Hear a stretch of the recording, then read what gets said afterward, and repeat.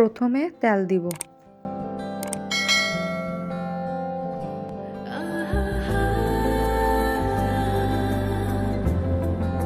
তেল গরম হলে পেঁয়াজ কুচি দেব।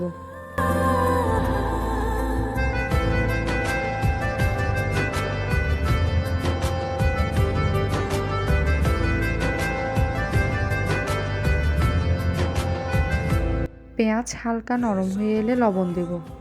হলুদের গুঁড়া দিয়ে নাড়াচাড়া করে নেব।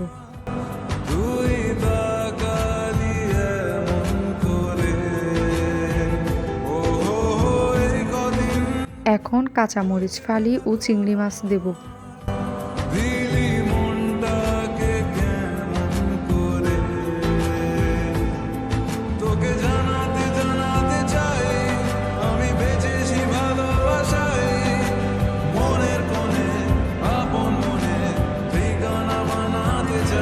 পাঁচ মিনিট ঢেকে রান্না করে শিম কুচি দেব।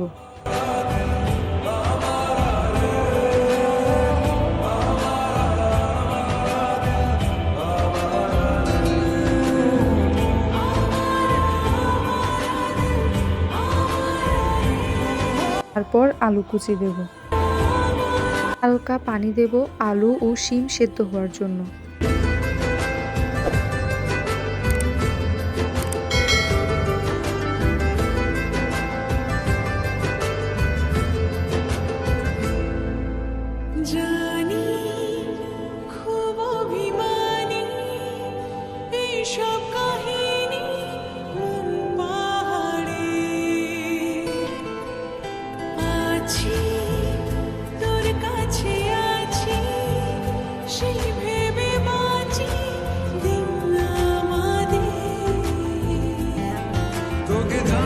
টমেটো কুচি দিয়ে দিলাম।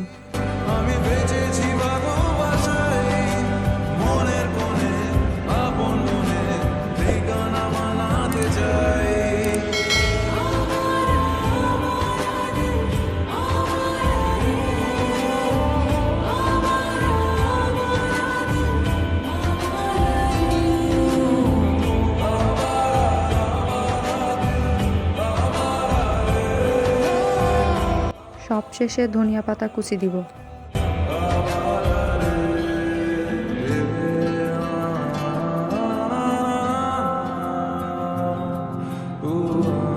হয়ে গেল শিম ও চিংড়ি মাছ দিয়ে মজাদার ভাজি।